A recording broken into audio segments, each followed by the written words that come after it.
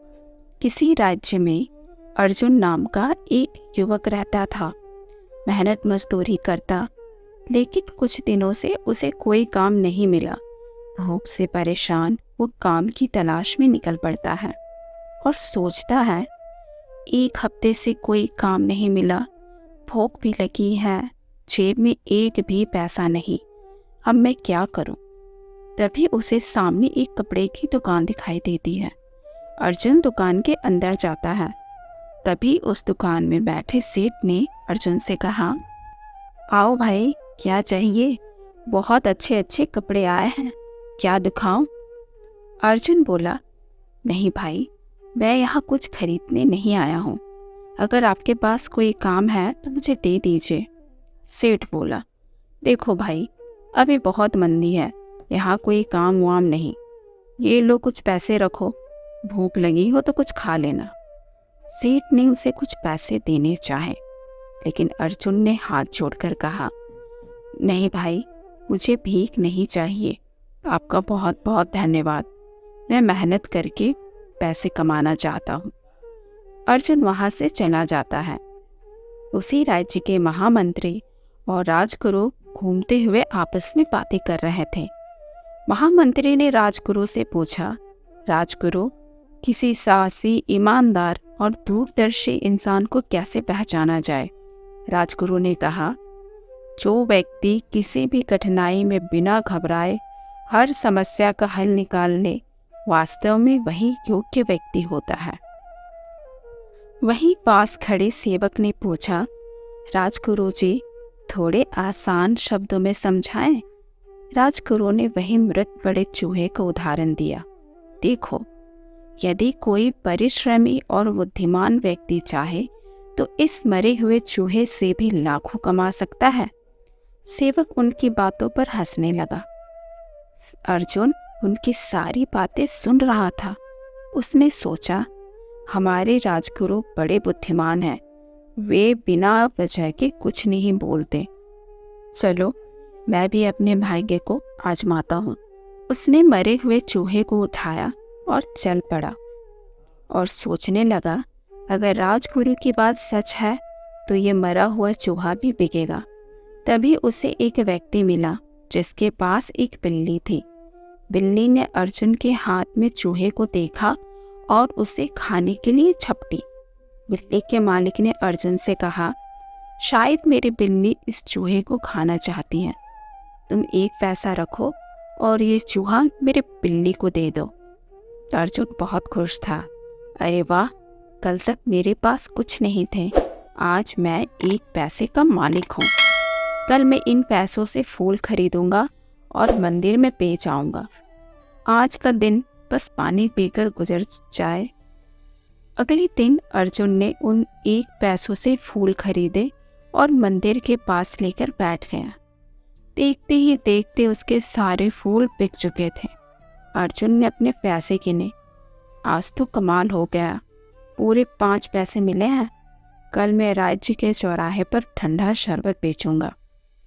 अर्जुन ने ठंडा मीठा शरबत बनाया और चौराहे पर आवाज़ लगाने लगा, आइए और ठंडा शरबत पीकर इस गर्मी से खुद को राहत दिलाइए। इस तरह अर्जुन के मटके में रखा सारा शरबत बिक चुका था। अर्जुन काफ़ी उत्साहित था।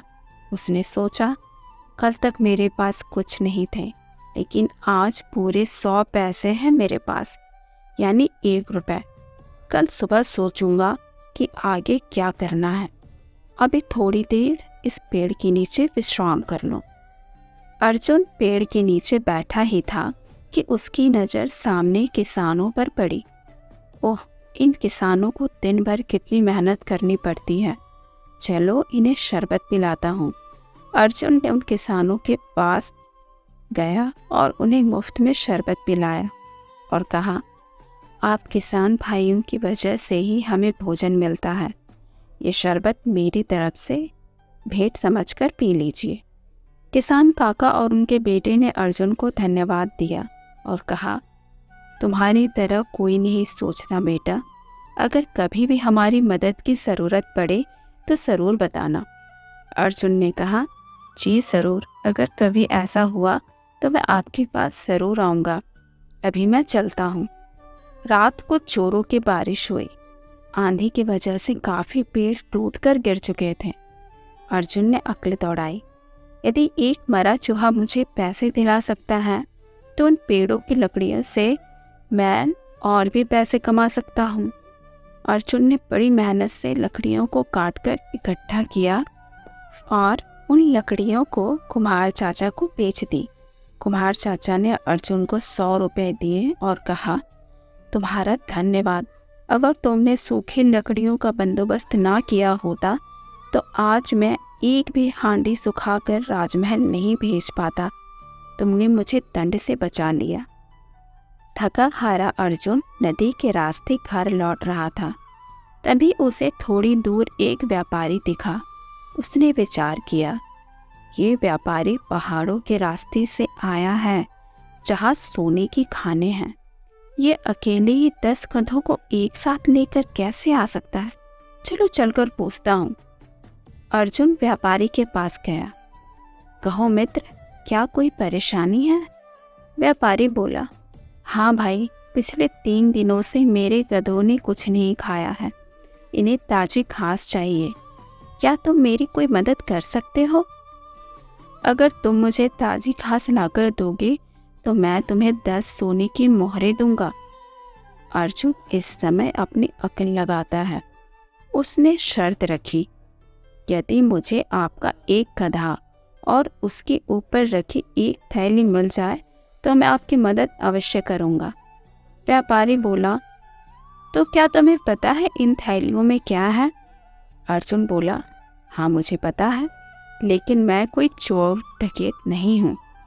व्यापारी ने सोचा, अगर शाम हो गई तो चोर डकैत मेरे सारे सोने को लूट लेंगे। इसकी बात मान ही लेता हूँ। व्यापारी अर्जुन की शर्त मान गया। अर्जुन भागकर किसान काका और उनके बेटे के पास गया और बोला, किसान काका, मैं आपको 100 रुपये दूंगा। आपके पास जितने भी घास हैं मुझे दे दीजिए। आपकी बड़ी मेहरबानी होगी। काका बोले, कैसी बातें कर रहे हो बेटा? उस तपती गर्मी में तुमने ही हमें शरबत पिलाकर हमें मरने से बचाया था, तो क्या आज हम तुम्हारी मदद नहीं करेंगे? ऐसा कहकर काका ने सारी घास इकट्ठा की और उन घास को अपनी गाय की पीठ पर बांधकर अर्जुन को दे दी और कहा, बेटा इस गाय को भी ले जाओ, इससे तुम्हें सहायता मिलेगी। अर्जुन ने कहा, आपका बहुत बहुत धन्यवाद काका। मैं जल्द ही आपकी गाय और बाकी के पैसे भी लौटा दूंगा। अर्जुन ने व्यापारी के गधों को हरी घास खिलाई।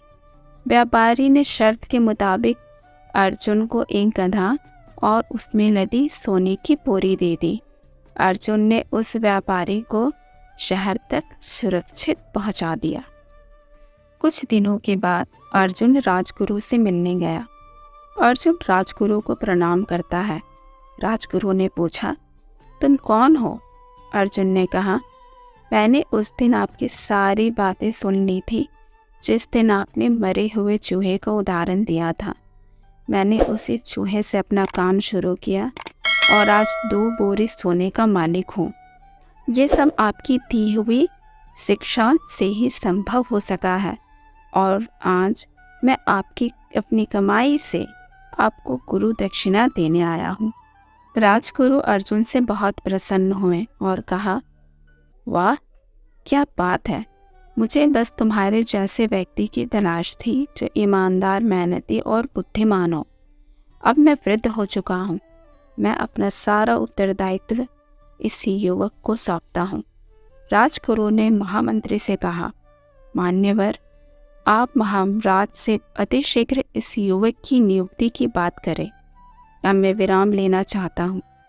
महामंत्री ने राजगुरु के विचारों की प्रशंसा की।